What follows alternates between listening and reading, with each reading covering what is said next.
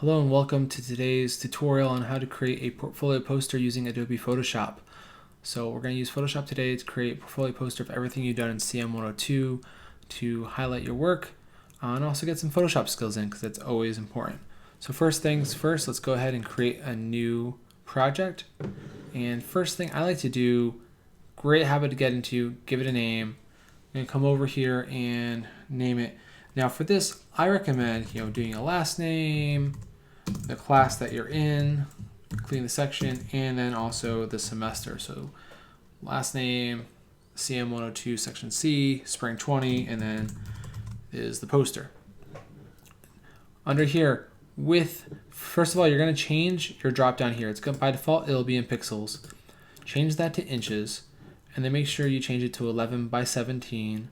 Then your resolution is going to be 300. Down here, your background color will be on default be white. You can start wherever you want. I like to start with transparent backgrounds. It's a habit of mine. That's just where I live. Under color mode, we can leave it in RGB color. Just make sure you're not in grayscale. That's my biggest thing right now. This comes more important if you get really into printing and stuff like that. But right now, we'll just leave it as that. So once all that's set up, go ahead and hit the create button, and then it'll open up. Now, if you have other things showing up on your right side here, you can always collapse down these. See, I've expanded now my colors and swatches with the double arrows here. You can also, if you have extra panels, click on the hamburger menu and just close the panel itself and get it out of the way. I like to have a lot of working space personally. Now I've created this document. This is not saved anywhere yet. So again, it's also a good idea to go hit the file and save as. And okay, this is new with more recent versions of this. You do have cloud storage with Adobe, even if it's a free account that you're having. I still like to save them on my computer. So I'm going to save them on my computer. And I'm going to navigate to my external hard drive that I'm using for this. Let's make this window a little bit bigger. Go to my CM102 folder and we'll save it here. So I'm saving as a format, Photoshop. Make sure that's in Photoshop file. So we want to save our Photoshop file.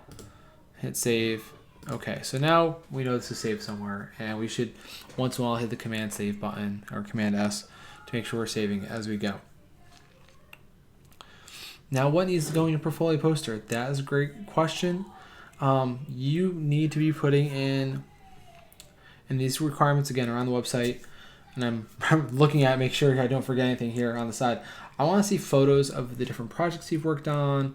Yeah, make sure you label everything you put on there. Also, screen caps of videos or podcasts that you've worked on as well. So I'm going to go ahead and do some of that right now. So I have a folder here. I'm going to do a project based on trains because I have photos and stuff from a train show I went to. So let's start first with just the pictures. I'm just going to grab some pictures. These would be things like your aperture project, your shutter speed project, whatever other projects you might have done. So I'm going to go ahead and find some interesting pictures here real quick. I had some chosen a moment ago. I'm going to try not to use my kid too much. All right, so let's start with this one, the little Lego stuff here. So with Photoshop, there's a couple ways I could do this. One is I can just click and drag it in here. It's going to place it right in to the photo. Now, because I am bringing in a raw file, it's going to bring in the raw importer. And what's cool about bringing in raw files is it lets me do a little touch-up work beforehand. So if you know what you're doing here, or even if you don't, go ahead and take some time to explore this. There's an auto button, so I can hit the auto and kind of look. It does a couple little things. I can fine-tune the contrast if I want to and make it a little bit more dynamic. Or you can just leave it as it is and let it come into the photo. Once you are done, you do still need to hit the OK button, and then there it is. It's now inside here. So I'm going to go ahead and start placing this photo. When you first bring in a photo, you see you have around it the handles to let you resize it, and I can also move it around. Right now I am in the place modes. This, I need to place it somewhere until I can do anything else. Now, when resizing your photos, as of Photoshop 2019, I'm pretty sure, you no longer have to hold a modifier key when you grab the corners. If I just grab the corner, as I resize, it'll maintain the aspect ratio. So I'm not worried about it changing its aspect ratio. If you were to grab the top or the sides, oh, and actually, now it's even that way. Wow, they have really upped their game, Adobe, and they've confused all my teaching. Because you used to have to hold down the shift key in order to do that. And what that does now is actually goes the opposite way, where I can make it do weird things. The important part is you want to make sure you maintain your aspect ratio. Now, it could be at some point you want to crop it so it fits a different way. I'm going to get to that in a little bit later. I'm just going to say, I'm going to put it here for right now. I'm not really super concerned. I'm just going to kind of get some stuff in here right now. When I want to place it, I need to hit the return key on my keyboard, and now it's placed. I can still move it. I can still manipulate it. I'm just placing it for now. So let's go ahead and grab a couple more photos. I just have some photos, and they're in here so I can work with them now. Now, I want to put them in some sort of grid fashion. I want a layout that makes sense, that looks nice. There's different ways I can do this. You can, if you want, go look up magazine layouts and stuff and copy them. I'm just going to kind of do this freehand today and see where I get with it. And be creative, do things that look nice, but use the space wisely. And now I have photos that were all taken with the same camera, but you see they're all different sizes right now. I'm going to kind of move these two off to the side. I'm just going to work with these two right here at the moment. I want to place them, and I want them to be I want them to have the same weight on the page. Now what's nice with Photoshop, you'll notice as I'm moving things around, the pink lines or purple lines that show up, that help me line things up automatically. In the past, I would have had to bring a guide ruler out to make sure that was that way. Now I can know this right edge is the same. But you see these two images are different sizes. So I'm going to do something. I want to make the bigger one smaller so it fits that one. So I'm just going to click on it. What's nice now, you can just click on it. If you have multiple things on top of each other, you can always right click and choose the right image. Or I can choose it here in my layers area.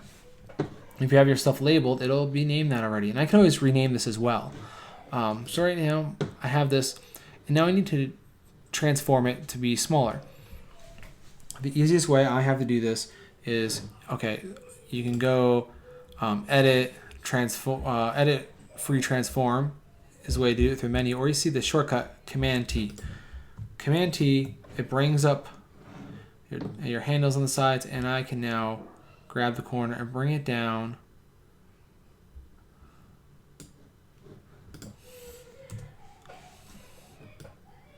to be the same size. It's a little bigger still.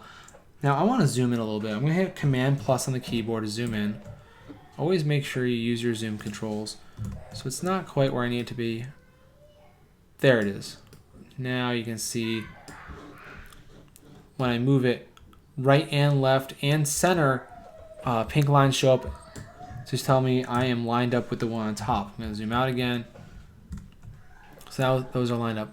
Now let's do that same kind of process with these guys over here. Oops.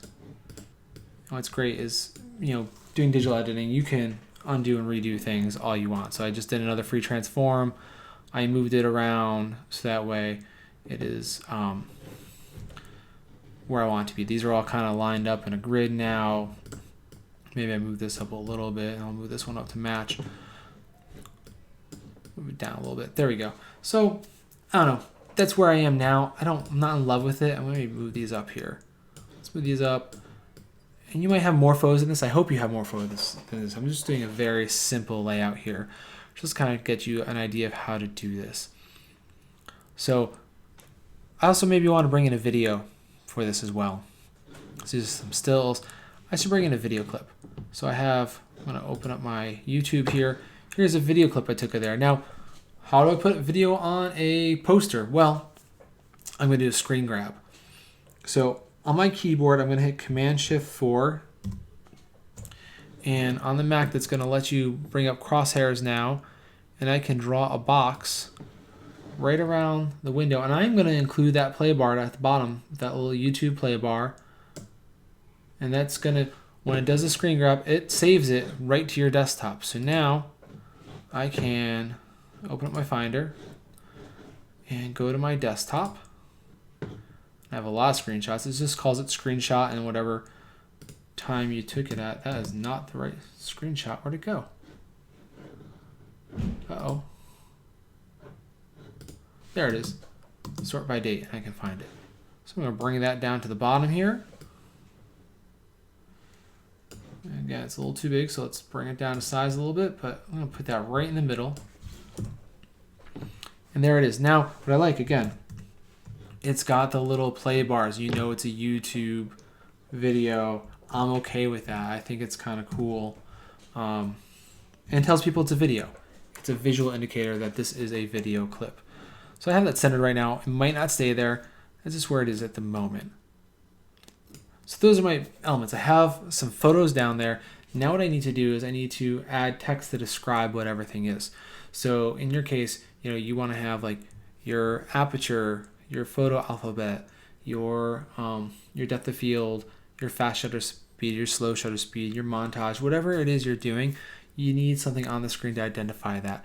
So you're going to need some sort of text.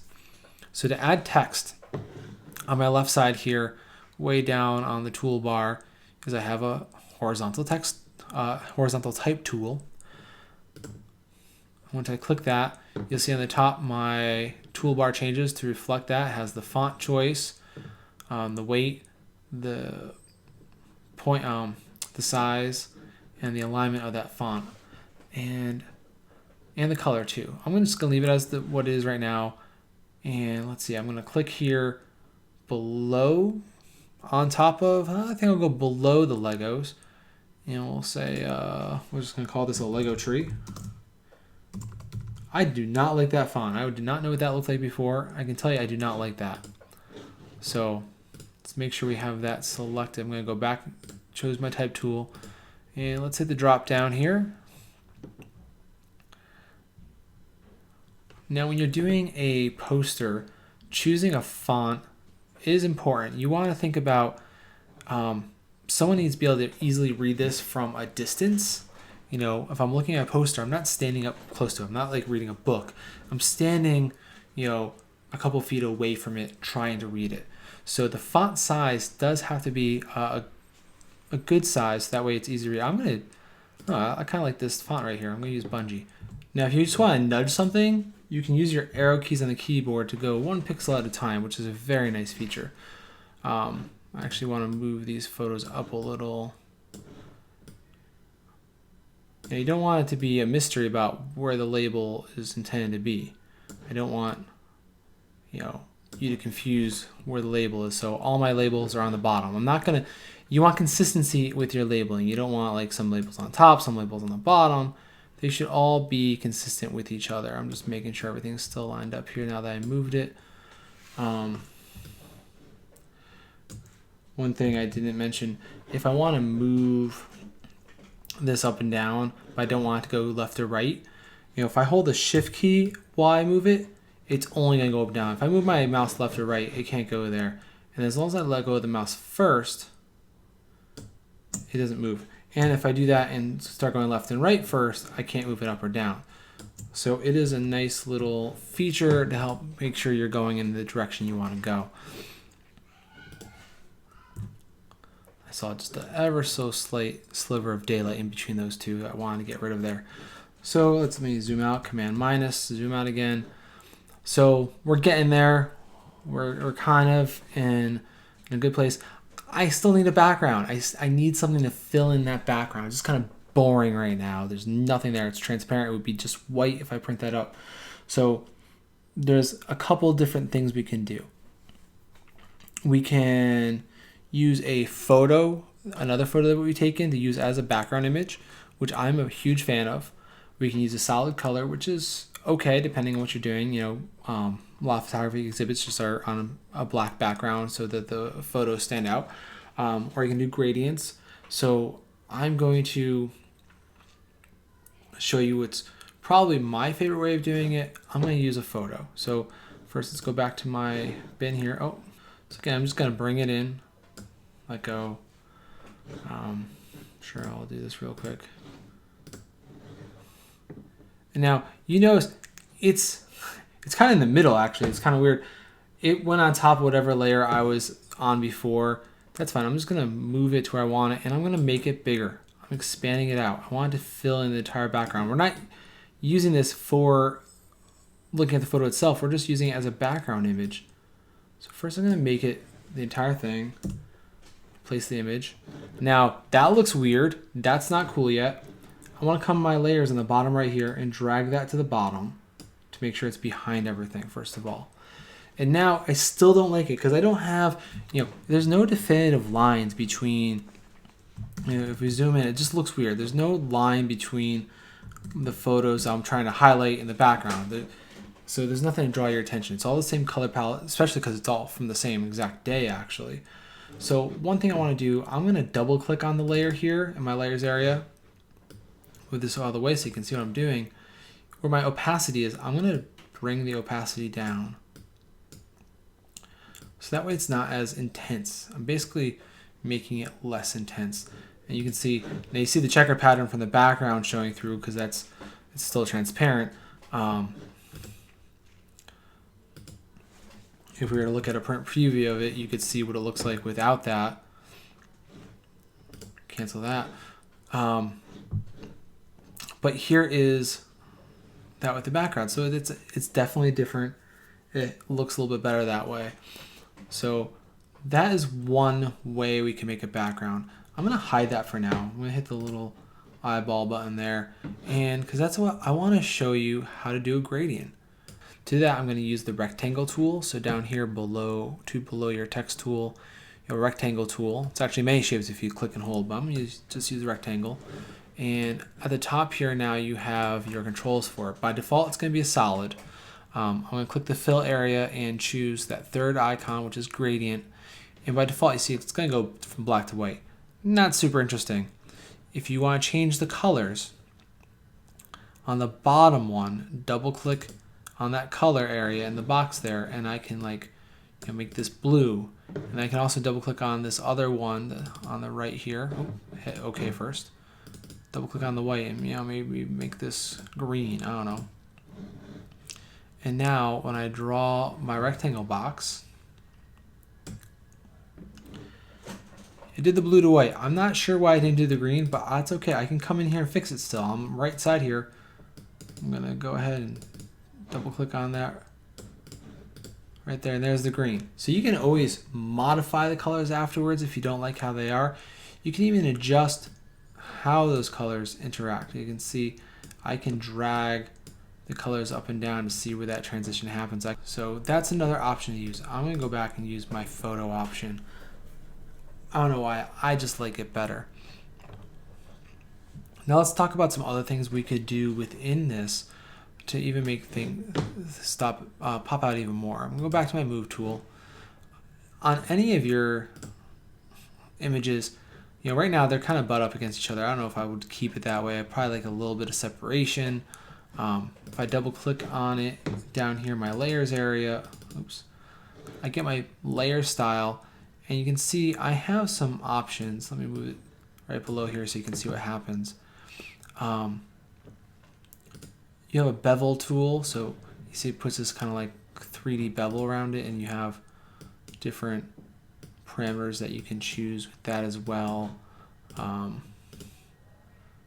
stroke tool, which adds a little borderline, so that might look a little nice. You can put that around your images.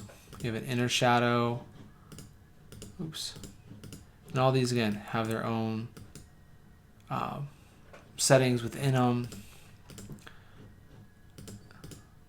So you can go through and kind of play with these. I'm going to use this stroke. I'll make sure I turn it on for all of them. And I need to make sure, and what's nice is it should actually maintain the same stroke level on all of them, so they're all consistent, which is important. If you're going to do an effect to one image, make sure you carry that through to all of them. You want this to be consistent. Now, I'm going to start moving things around a little bit. Now, because they're right next to each other, I don't like this anymore. I'm actually going to move this one up a little bit. Move the text with it. Maybe a little bit more, right? A little separation. Maybe move this to, oops. Make sure I just keep it on.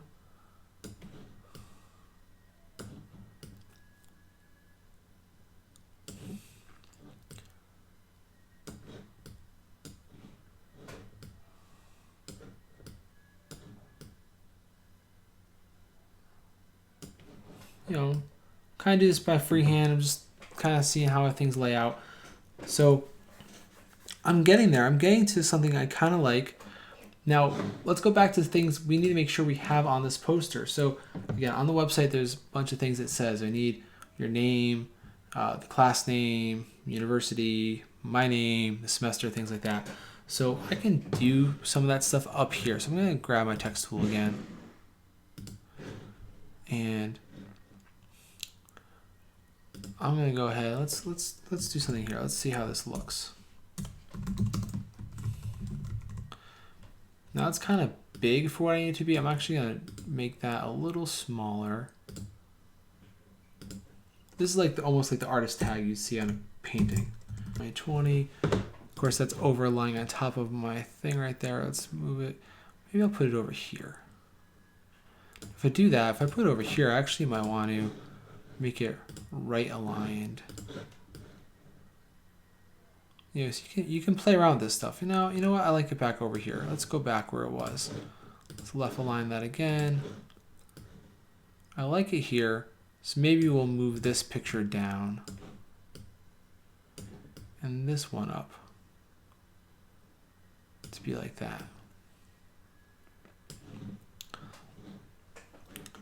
So you can kind of move this stuff around. It's, don't get too married to any one thing right away. Have fun with it. Be a little creative.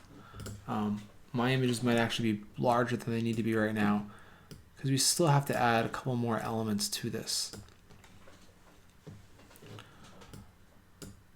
Now I will say a couple of things. If you have your text on top of your images like this, which is also okay, again, in your blending options, if I double click on that in the layers tab, you also have things like drop shadows, which help it stand out against things that are the same color background as it. So if you're using white text on a bright background, if you hit the drop shadow, it'll help it stand out a little bit more. So that's also something else you can think about doing if you need to do that. See, there's the drop shadow and the drop shadow settings. I can make that a little darker. Make it so it doesn't. Ooh, I don't like it like that. I want a little more distance. Change the angle of the drop shadow. So you can do a lot of different things with this to help out with your images. But I'm gonna put it back like this.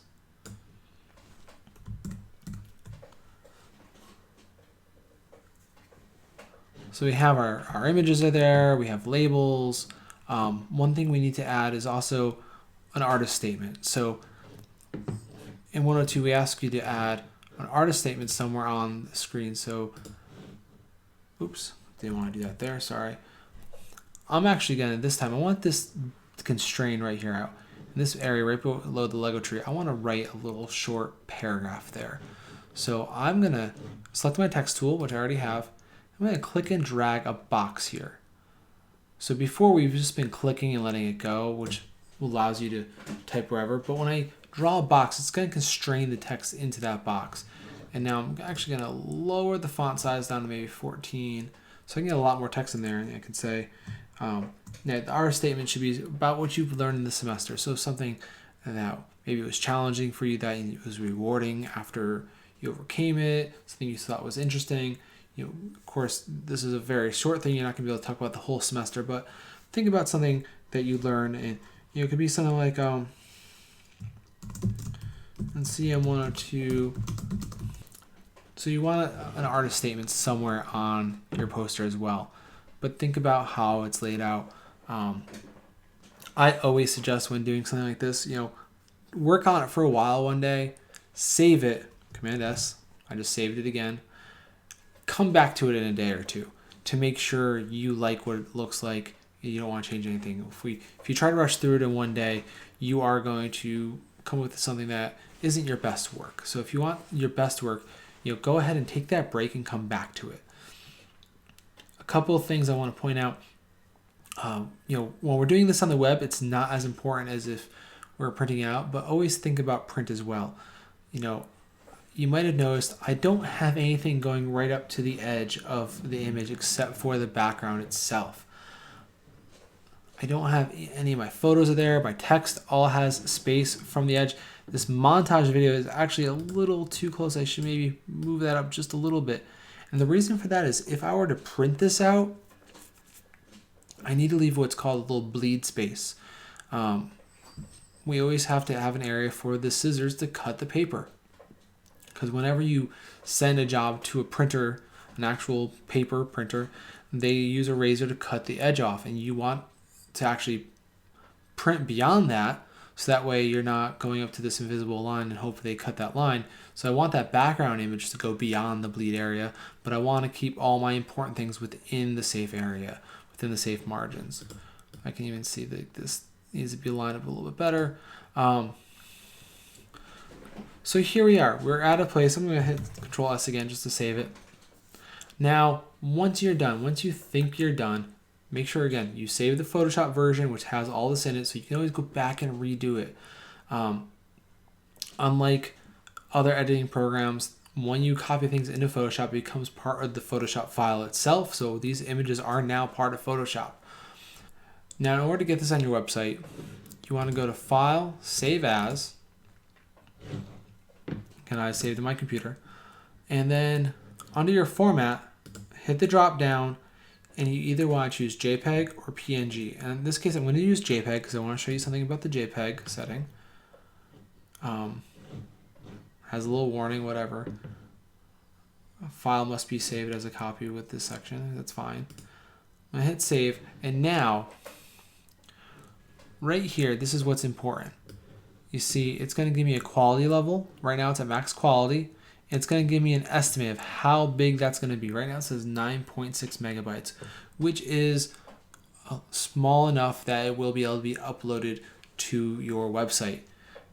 If you are finding you're having troubles and it's not uploading, you can use this little slider to adjust your quality down, and it's going to shrink the size of your document. So you will be able to upload it to your website. I'm not going to change any of these other settings. I'm just going to leave it as is and then hit OK, and it's going to save it as a JPEG as well, wherever you told it to save. And now you can put it on your home page on Weebly. So look for instructions on the website for where to put this, but this is going to go on your website as well. And this is going to be a representation of all the other work you've done throughout the semester. And of course, if you have any questions, please drop me a line and I'll be happy to help you out. Thanks.